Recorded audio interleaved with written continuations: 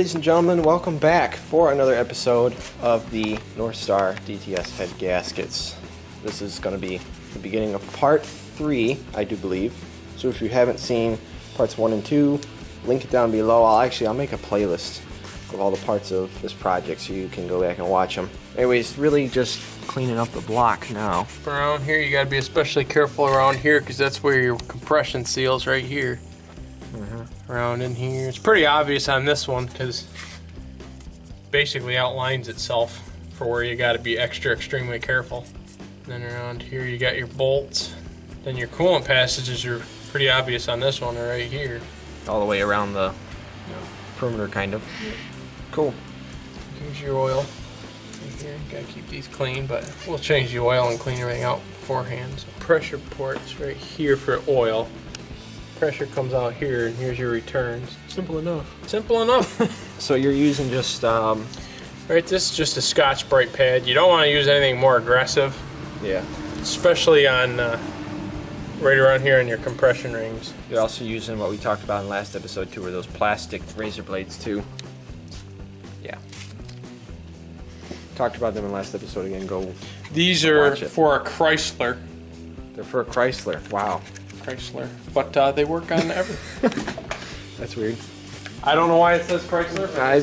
Maybe they just like Chrysler or whatever. Here's this is Scotch-Brite pads. So I guess we'll check back in with you guys when something more exciting happens, other than just cleaning the block.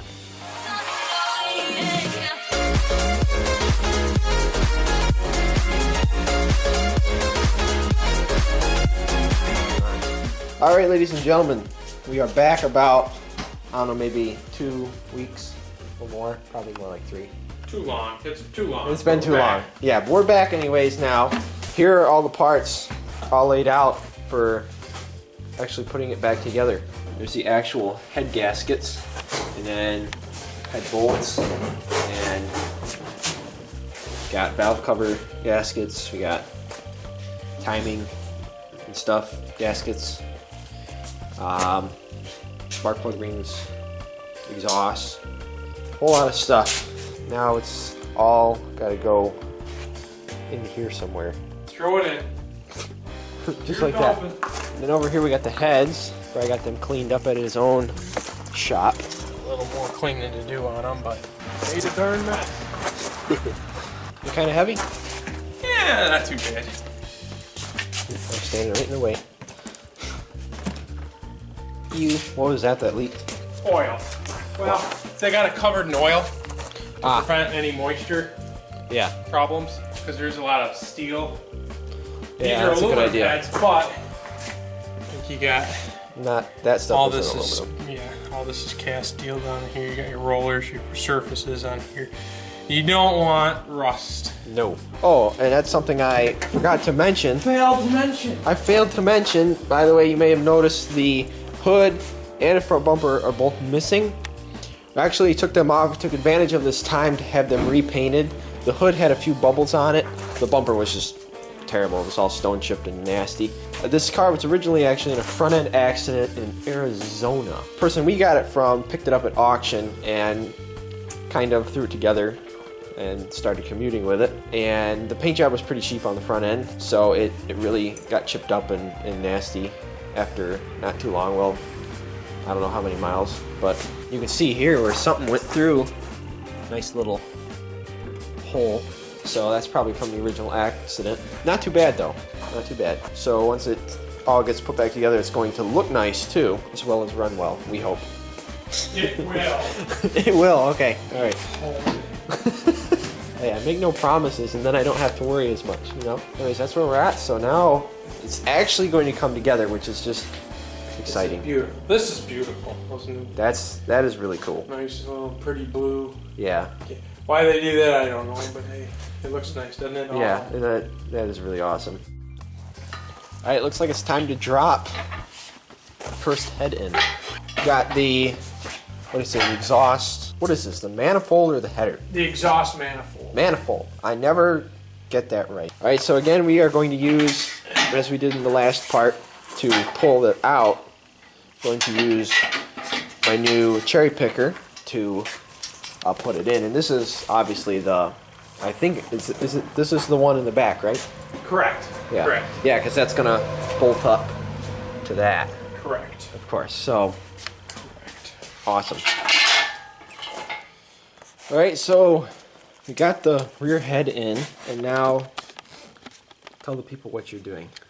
Right now what I'm doing is I'm marking the head bolts because they are a torque to yield.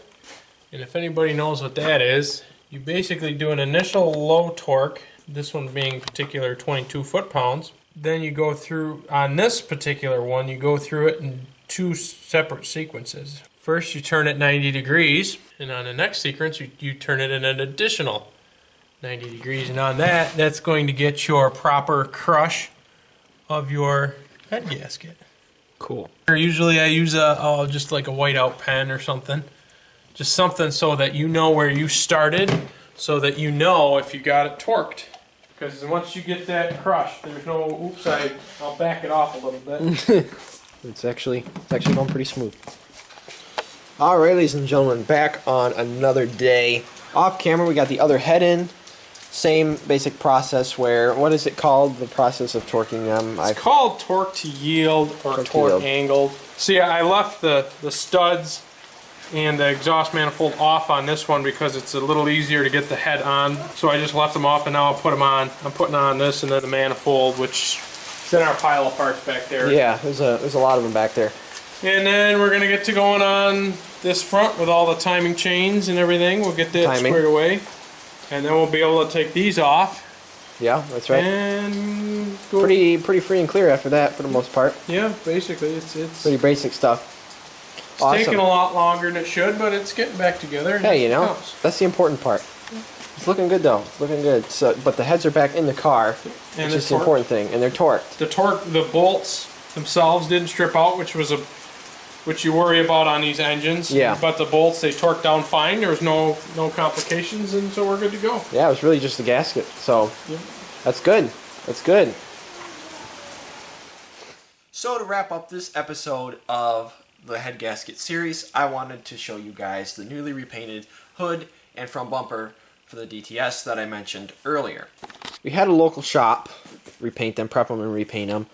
I guess they said, especially on the front bumper, I don't know about the hood, but the front bumper had like 3 different paint jobs on it because, like I said before, I think I said this before, that the car was originally in a front-end accident in Arizona. That's where the car was from, and the previous owner bought it from there and fixed the front end, and they probably just did a couple cheap paint jobs on the front just to keep it going. So they were able to chemically strip the front bumper. It took them a while, but the hood is actually aluminum, and that was a little bit more of a job because they couldn't really chemically strip the paint off that, so they really had to just sand it down and do it that way. So it took them a little while. It was kind of an expensive job to do, but it really turned out good. I would say a solid 9 out of 10. It's going to look awesome when it gets back on the car. So something I'm seriously thinking about trying out here on this new repainted hood and bumper is doing like a clear vinyl wrap. It'd be a good way to protect this nice new paint job on the front end of the car from stone chips and stuff like that. And I've always been curious about vinyl wraps in the general sense, and also the clear vinyl wraps, how well they really protect the car, if they change the look of the finish, etc., etc., etc. So I figured this would be kind of a neat way to try it out with the hood and bumper off. And one, I would learn how to do it a little better. And for another thing, it would be neat to see. And I would take you guys along in the form of a video as always. So I want to let you know that I'm seriously thinking about doing that. Watch for a video on that in the future. But anyways, things are coming along really well, as you saw in this episode. Pretty straightforward from here in the timing and then getting stuff together.